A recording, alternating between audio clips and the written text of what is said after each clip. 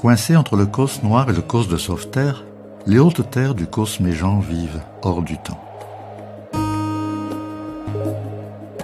Quelque part sur cette terre, comme une île en plein ciel, la nuit tombe et s'ouvre sur un ciel sillonné d'étoiles filantes qui se désintègrent au-dessus du village de Rouvray.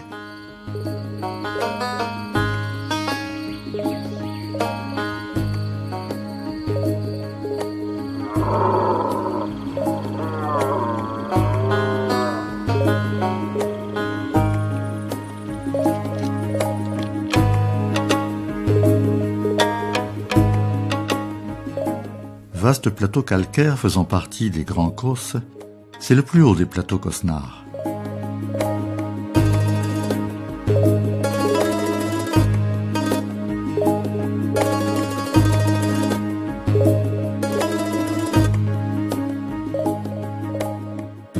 Les cigales griffent le silence sous un soleil qui recuit le Causse. Là-bas, à plus de 1200 mètres d'altitude, la silhouette du mont Gargot nargue les Cévennes. Nous sommes sur le Causse Méjean.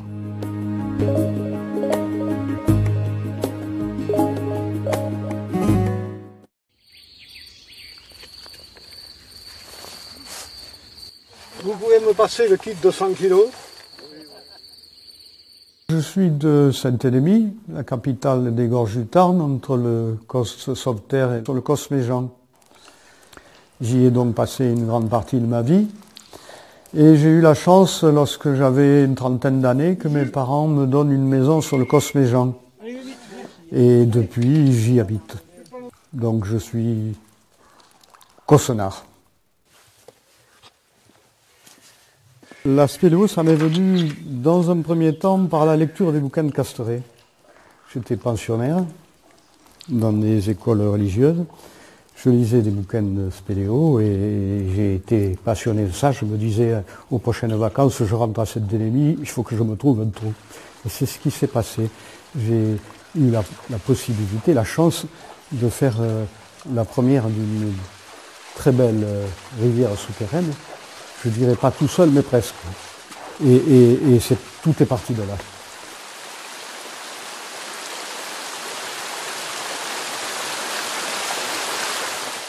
J'ai adhéré lorsque j'avais, je crois, 18 ou 19 ans, au Spéléo Club de la Lozère, qui est un un des plus vieux clubs de spéléo du département.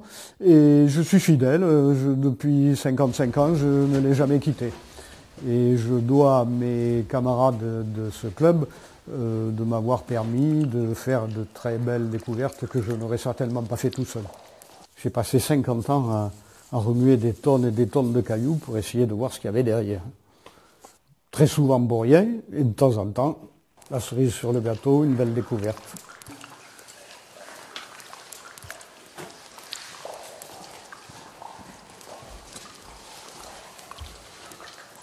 Ce qui m'intéresse dans la spéléo, c'est le fait de travailler, de remuer des cailloux et d'avoir la possibilité de faire de la première.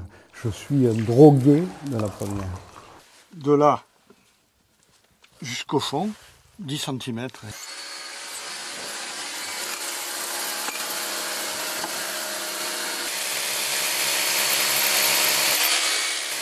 C'est moi qui lui ai tout appris au petit jeune devant là. Mais il se débrouille pas mal. Je suis assez content. Quand j'étais chez les Jésuites à Avignon, j'avais 17 ou 18 ans.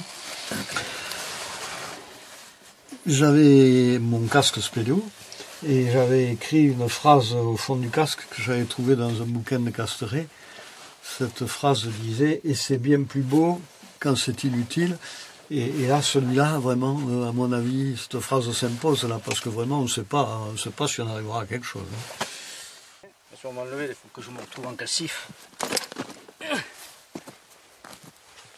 1, 2, 3. Azmarchat. Tu ne mets pas toi dedans. T'as fait combien de trous? 8.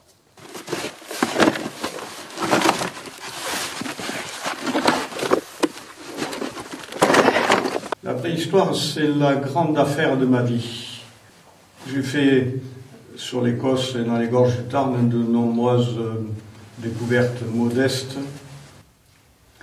Ces découvertes, lorsque je les faisais, je les indiquais immédiatement au responsable de la DRAC. C'est un ami, M. Gilbert Fage, avec qui j'ai effectué les fouilles des gisements que je trouvais.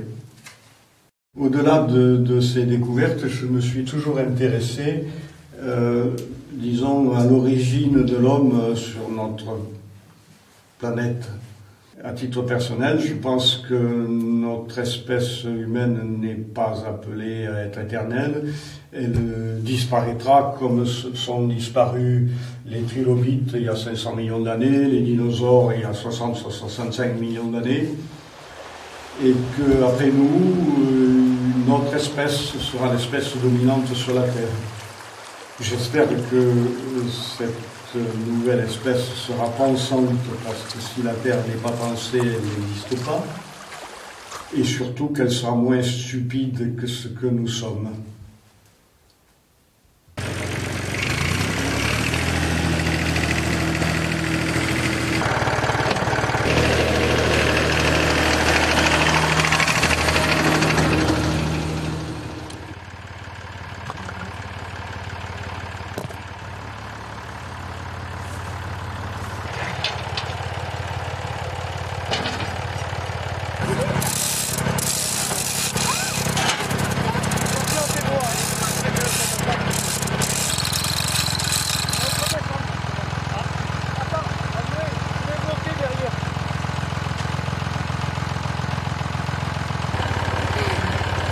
C'est quoi, j'ai vu ouais.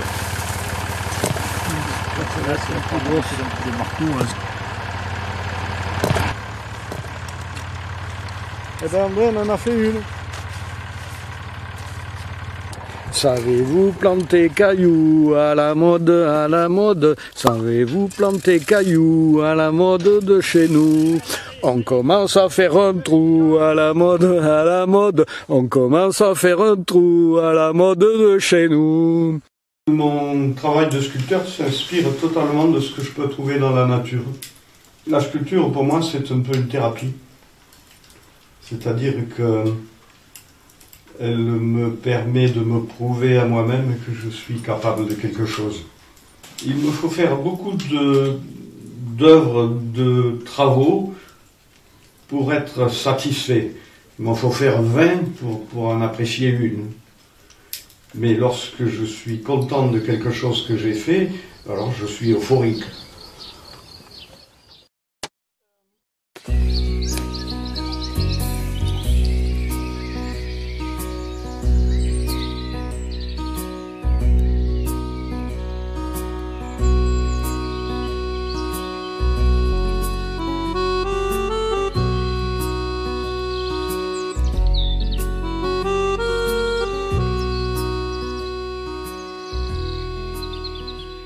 Il s'agit d'une gale probablement de châtaigniers qui vient donc des Cévennes, en amont de Florac.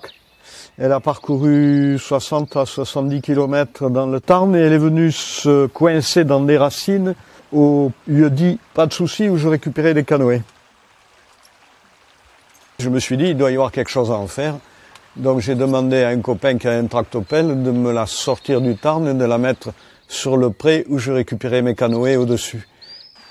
On s'est décidé un jour à la charger sur une remorque et à la monter à Rouvray. Jusqu'à ce que je me décide à l'amener dans cet abri sous roche en pensant que, étant à l'abri de la pluie, elle serait éternelle.